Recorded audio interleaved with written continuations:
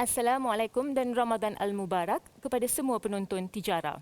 Baiklah, kita bersama sekali lagi pada minggu ini dengan perbincangan yang sangat berkait rapat dengan jalan hidup seorang Muslim. Menurut hadis riwayat Tirmizi, tidak akan berganja kedua kaki anak Adam pada hari kiamat di sisi Tuhannya sehingga akan ditanya 5 perkara. Dan 2 di antara 5 yang akan ditanyakan adalah mengenai harta. Dari mana hartanya diperoleh dan bagaimana ia dibelanjakan atau diuruskan. Bagi mereka yang telah dikurniakan oleh Allah Subhanahu Wa Taala dengan harta, pernah ke anda berfikir sama ada tanggungjawab sementara ini akan membawa kepada kebahagiaan dan ketenangan di akhirat kelak ataupun tangisan dan azab? Adakah harta ini boleh menjadi alat bantuan kepada saudara mara yang memerlukan atau menjadi punca kepada mereka untuk berpecah belah, berparang atau bertikam? Bukan itu sahaja, di zaman Nabi ketika Rasulullah SAW bertanya pada para as-sahabah, harta kamu yang mana? Lalu para sahabat pun menjawab, harta yang kami ada sekarang ya Rasulullah. Lalu Nabi pun menjawab kembali, bukan, ini adalah harta waris kamu. Harta kamu adalah apa yang kamu telah letakkan pada 3 jalan, iaitu sedekah jariah, ilmu yang bermanfaat serta doa daripada anak yang soleh. Oleh itu, pernahkah kita bertanya pada diri, bagaimana kita boleh menguruskan dan meletakkan harta kita ini pada jalan yang boleh mencapai pahala berterusan atau sedekah jariah, dan yang terutama, bagaimana harta kita ini boleh menjadi peguam bela untuk kita di akhirat kelak dan bukan sebagai pendakwa raya. Jadi bagi menjawab semua persoalan, panel kami pada malam ini adalah Encik Kamarul Azhar selaku co-founder kepada Kausar Wealth Management. Assalamualaikum Encik Kamarul. Waalaikumsalam warahmatullahi wabarakatuh. Apa khabar Syabana? Alhamdulillah baik. Terima kasih kerana bersama kami di Tijara pada hari ini. Terima kasih kerana menerima saya. Baiklah Encik Kamarul, bila kita bercakap mengenai harta yang ditinggalkan ataupun harta pusaka, seringkali kita mendengar pertikaian yang berlanjutan akibat harta pusaka sehingga menyebabkan ataupun membawa kepada konflik harta, konflik perebutan harta. Antara kes benar yang berlaku dalam masyarakat di mana ahli keluarga ni berparang, bergaduh, bahkan nyaris maut selepas dilanggar dan ditetak oleh ahli keluarga lain dipercayai kerana perebutan harta pusaka. Ada kalanya situasi menjadi sangat kritikal hingga ia memerlukan penyelesaian ataupun bantuan daripada mahkamah Encik Kamarul Betul. Jadi persoalan saya, jadi sehubungan itu mungkin Encik Kamarul boleh mengulaskan dengan lebih mendalam mengapa hal seperti ini boleh berlaku. Silakan. Okey Syabana. Bismillahirrahmanirrahim.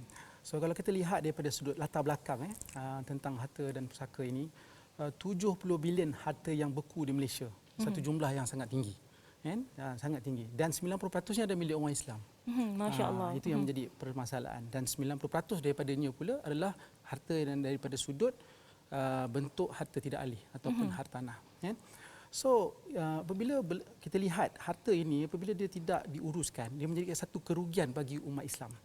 Kerugiannya kenapa? Sebab harta ini yang tidak boleh berpindah daripada siapa? Daripada si mati tadi kepada waris-waris yang disayangi. Dan betul? Apabila tidak boleh berpindah, tidak dapat memberi manfaat kepada waris-waris. Dan tidak boleh juga berkitar dalam ekonomi. Persoalannya mengapa ia berlaku? Ia berlaku pertama kita lihat daripada kajian yang dilakukan oleh universiti. Kita ada Datuk Profesor Dr. Inayah daripada hasil kajian yang dapati yang pertama sikap. Sikap adalah punca nombor 1. Kenapa isu harta pusaka ini sudah pun mencecah 70 bilion. Dan ada banyak sebab-sebab yang lain. Contohnya sebab yang kedua adalah disebabkan tidak faham perbezaan antara harta dan pusaka. Sebab yang ketiga disebabkan tak faham daripada sudut proses peroperasian itu sendiri. Dan yang keempat, dia tidak ada peruntukan daripada sudut dana dan juga tidak ada peruntukan daripada sudut masa untuk menguruskan. Tapi saya tertarik untuk menekankan daripada sudut sikap. Ada hasil kajian yang lain juga didapati bahawa sikap itu adalah faktor utama dan ia pecah kepada 2. Sikap siapa? Sikap pemilik harta itu sendiri dan juga sikap pewaris. Nah, kenapa saya kata sikap pemilik? Kenapa? Kalau kita lihat hari ini, dia berlakunya pertemuan di antara persepsi dan realiti. So apa persepsinya? Persepsinya ialah pemilik berfikir jika ada hukum faraid tak payah nak merancang. Itu kesilapan yang pertama. Secara realitinya ialah hukum faraid itu tidak boleh terlaksana dengan sendirinya. Tidak boleh. So apabila berlaku kematian dia tak boleh bertukar dengan sendiri. So maka dia perlulah diuruskan. Dan ini apabila pemilik tidak merancang, apa berlaku ialah dia je yang tahu tentang harta ni. Dia yang membelinya, memilikinya, sama ada daripada sudut hutang, sama ada sudut pemilikan itu, sama ada pemilikan tunggal, pemilikan bersama, sama ada harta dia di atas nama orang lain atas nama dia. Kan, maka dia je yang tahu, dan apatah lagi dokumentasi yang melibatkan pemilikan harta tersebut. So apabila pemilik tak merancang, apa berlaku? Waris tak tahu. Itu yang isu yang pertama daripada sudut pemilik itu sendiri. Daripada sudut pewaris pula, pewaris mempunyai sikap di mana dia suka berlengah-lengah. Ini hasil kajian. Tak apalah, bila berlaku kematian, tak apalah, nanti dulu. Nanti dulu, kita jangan urus dulu. Yang ini menjadi permasalahan. Dan merasakan perkara itu remeh.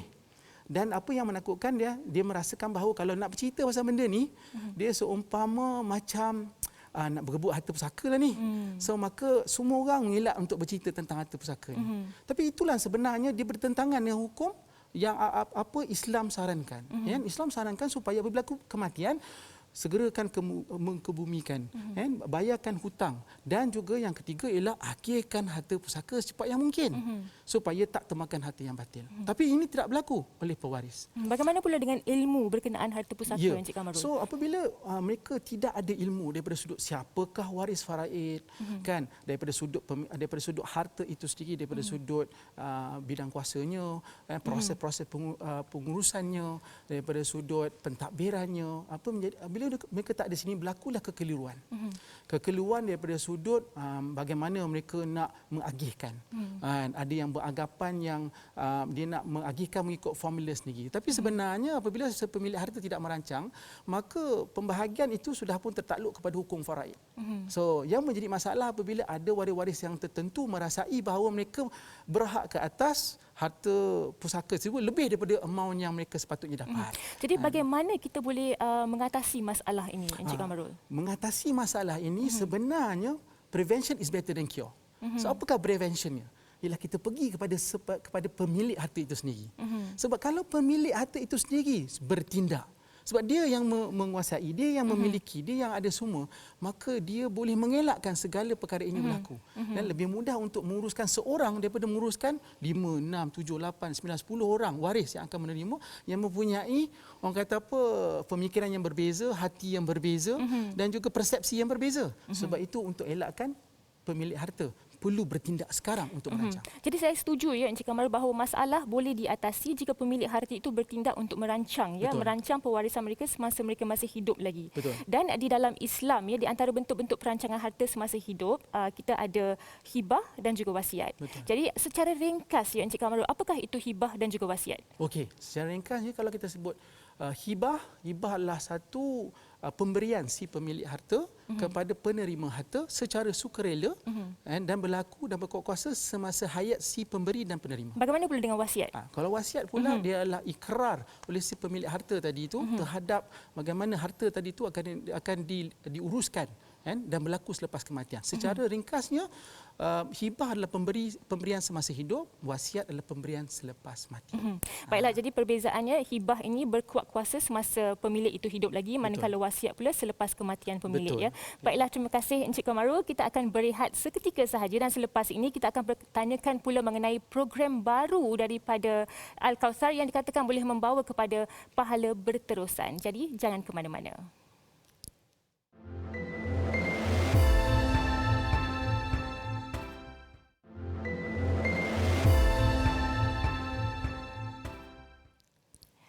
Terima kasih kerana masih lagi bersama kami di Tijara. Baiklah, kita telah pun membincangkan tadi mengenai kepentingan untuk merancang harta semasa hidup melalui hibah, terutama di dalam hidup zaman sekarang di mana dinamik dan cabaran hidup agak berbeza jika berbanding dengan zaman dulu. Selain itu, bila kita bercakap mengenai pahala berterusan Encik Kamarul, automatik kita akan berfikirkan mengenai wakaf. Oleh itu mungkin Encik boleh terangkan berkenaan program yang dinamakan Hibah Lil Wakaf yang dijalankan bersama Wakaf An-Nur Corporation Berhad dan juga Wasiah Shop, di mana Kautsar Wealth Management merupakan penggerak kepada program ini. Silakan. Terima kasih.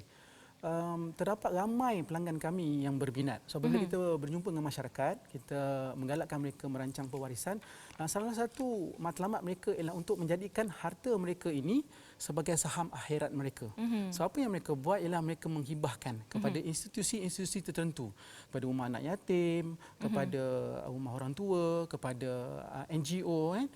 So apa yang berlaku ialah pada tahun 2000 Wakaf An-Nur datang kepada kami dan mereka mencadangkan program hibah lil wakaf. So di mana penghibah tadi tu boleh menghibahkan harta mereka dan kepada Wakaf An-Nur dan di mana akhirnya harta itu akan salur kepada mereka untuk menjadi harta yang wakaf. Baiklah, jadi hibah lil wakaf ini adalah di mana penghibah itu boleh mendapatkan ataupun garanti yang mereka akan mendapatkan saham akhirat nanti ya, insya-Allah ya. Baiklah, tetapi saya bertanya, kalau kita berfikir ya, ada juga instrumen-instrumen sosial lain yang ada ya dalam kewangan Islamik itu seperti sedekah dan juga infak. Jadi mengapa memilih wakaf dan bukan sedekah ataupun infak dalam program ini? Baik. So kalau kita lihat ada sedekah, kita ada infak, kita ada wakaf. Ya, betul. So sedekah ini adalah pemberian kan, yang mencari pahala daripada Allah Subhanahu Wa Taala. Dan selalunya diberikan atas nama Allah Subhanahu Wa Taala dan disalurkan kepada golongan fakir dan miskin. Itu sedekah. Kalau infak pula ialah bererti ini memelanjakan kepada mereka yang berhajat. Kan, tetapi berbeza pula dengan daripada sudut wakaf pula. Wakaf daripada sudut bahasanya ialah menahan sesuatu. Daripada sudut istilahnya ialah ia menahan harta tersebut dan maka daripada harta tersebut manfaat harta itu yang dapat digunakan di mana ain itu dikekalkan. Kan? So selagi ain itu ada, maka penerima ataupun manfaat wakaf itu akan dapat kepada pewakaf tersebut. Ya? Jadi wakaf ini dilihat sebagai satu cara di mana penghibah itu boleh mendapat satu amalan yang berterusan lah ya, Encik Kamarul ya. Baiklah, seperti yang dimaklumkan di dalam sebentar tadi, program ini adalah kerjasama bersama Wakaf An-Nur ya dan juga Wasiah Shop ya. Persoalan saya, apa yang membuatkan Encik memilih untuk bekerjasama dengan Wakaf An-Nur? Okey, kalau kita lihat daripada sudut latar belakang Wakaf An-Nur. Wakaf An-Nur sudah berada dalam industri selama 20 tahun. Dan dalam 20 tahun itu dia telah menguruskan aset-aset wakaf.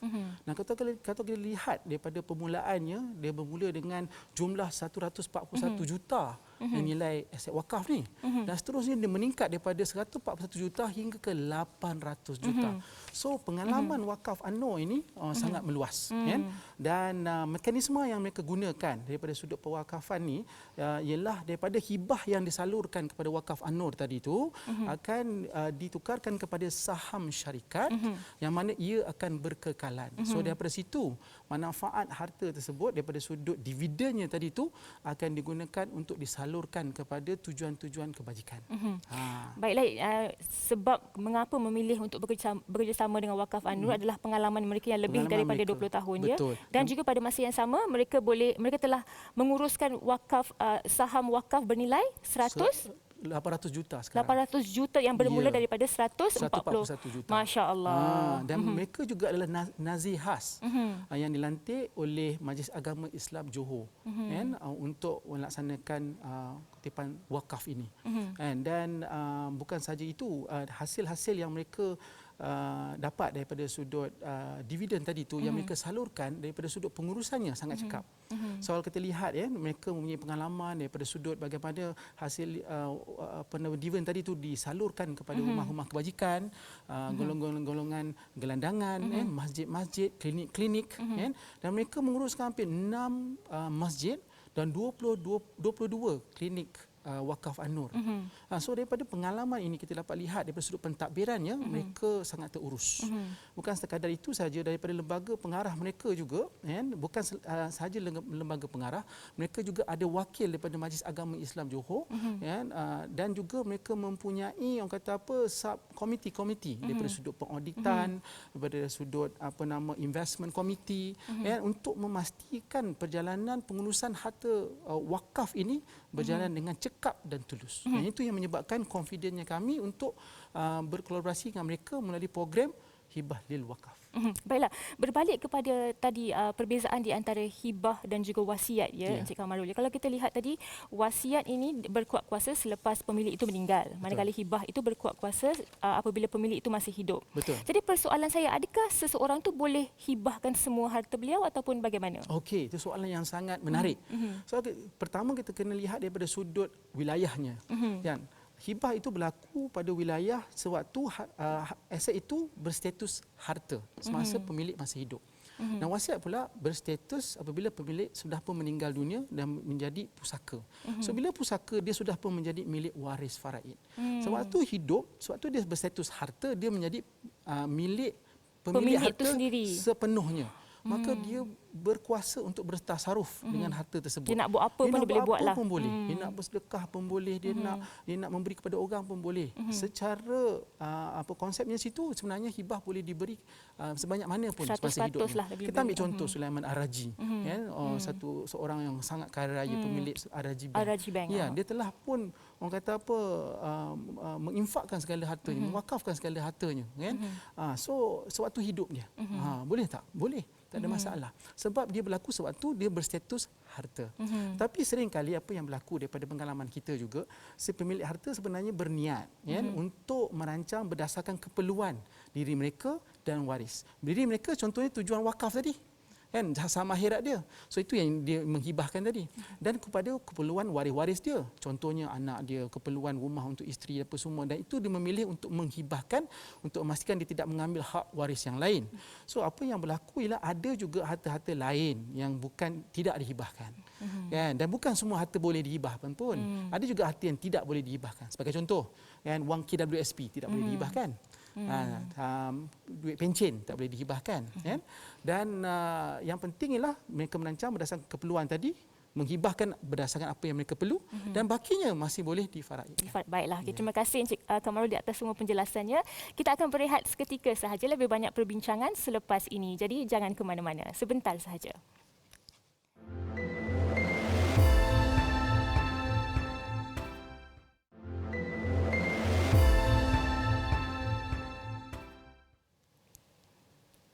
Terima kasih kerana masih lagi bersama kami.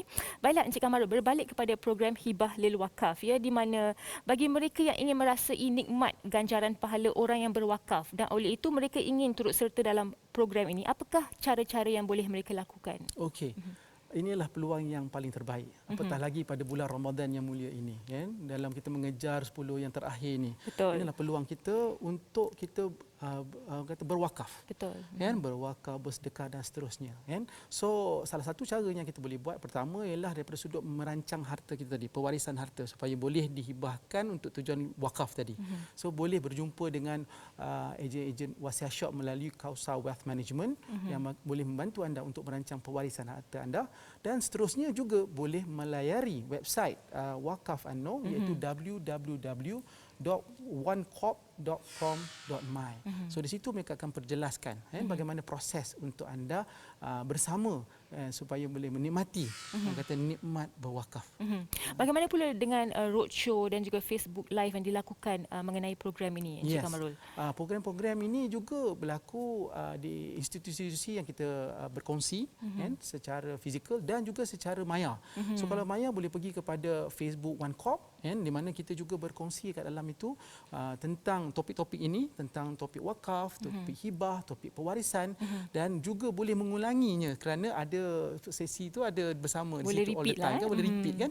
Dan boleh berkongsi, boleh share pula kepada orang kata sahabat andai, rakan-rakan dan juga jiran-jiran kita supaya mereka juga dapat menikmati peluang yang ada ini. Kita sebarkan.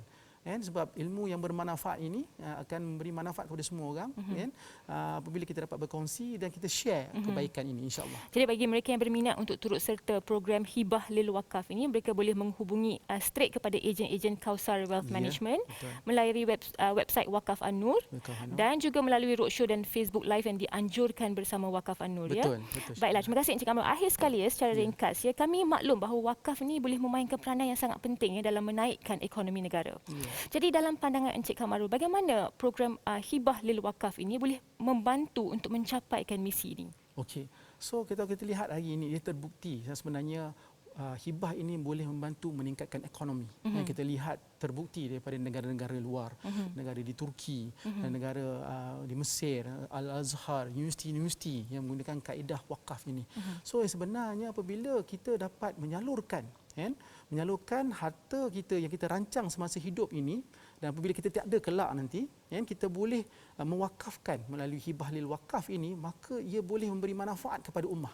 Sebab manfaat itu yang akan dikongsikan kepada ummah, tapi pokoknya tetap ada. So bayangkan pokok itu semakin lama semakin besar dan mengeluarkan buah-buah yang ranum. Inilah yang akan memberi manfaat kepada umat Islam, dan seterusnya juga memberikan manfaat kepada pewakaf itu sendiri menjadi saham akhirat yang berterusan, insya-Allah. Dia boleh membantu untuk menaikkan ekonomi orang Islam di Malaysia, ya, insya-Allah, ya. Baiklah, terima kasih Encik Kamarul, terima kasih sekali lagi, ya. Baiklah para penonton, kita telah pun berada di penghujung rancangan. Terima kasih diucapkan sekali lagi kepada panel kita hari ini, Encik Kamarul Azhar selaku co-founder kepada Kausar Wealth Management. Jadi seperti yang disebutkan tadi, ya, 70 bilion ringgit harta pusaka yang beku dan tidak terurus, dan bayangkan jika 70 bilion ringgit ini dizakatkan, ya, ia akan mencapai jumlah 1.75 bilion ringgit. Subhanallah. Betapa ramai golongan asnaf yang boleh kita bantu, ya, melalui 1.75 bilion ringgit ini. Jadi boleh saya rumuskan di sini, ya, satu daripada penyelesaian kepada harta beku ini adalah dengan pemilik harta untuk bertindak awal dalam merancang pewarisan harta mereka semasa mereka masih hidup lagi. Ini kerana kematian boleh datang secara tiba-tiba, ya, tidak kira pangkat ataupun usia. Dan bagi mereka yang telah dikurniakan oleh Allah Subhanahu Wa Taala dengan harta, urus dan rancanglah penggunaan harta ini dengan baik. Ambil tahu sebanyak mungkin bagaimana untuk menguruskan pembahagian harta selepas kematian, dan bukan hanya membuat keputusan berdasarkan kejahilan. Bagi mereka yang ingin meletakkan harta kepada jalan sedekah jariah supaya ganjaran pahala dapat dituai di akhirat kelak, ambil tahulah program-program berkaitan yang ada di luar sana seperti program yang dibincangkan sebentar tadi di Tijara, iaitu Hibah Lil Wakaf. Program Hibah Lil Wakaf ini adalah satu inovasi bagi masyarakat biasa untuk mencapai pahala berterusan dan diharapkan menjadi asbab untuk kita terus menuju ke syurga Allah Subhanahu Wa Taala. Marilah kita mengingatkan satu sama lain, ya, berkenaan fitnah harta. Sabda Rasulullah sallallahu alaihi wasallam, sesungguhnya pada setiap umat ada fitnah yang merosakkan dan menyesatkan mereka, dan fitnah pada umatku adalah harta. Oleh itu, jadikanlah harta itu asbab untuk kita mencapai syurga dan bukan sebaliknya. Akhir sekali, andailah ini Ramadan kita yang terakhir, marilah kita sama-sama merebutkan peluang beribadah, terutama di 10 malam terakhir Ramadan ini, di mana ada satu malamnya yang dikatakan lebih baik daripada 1000 bulan, malam Lailatul Qadar. Sampai di sini sahaja, bertemu kita lagi di minggu hadapan, insya-Allah. Assalamualaikum dan selamat malam.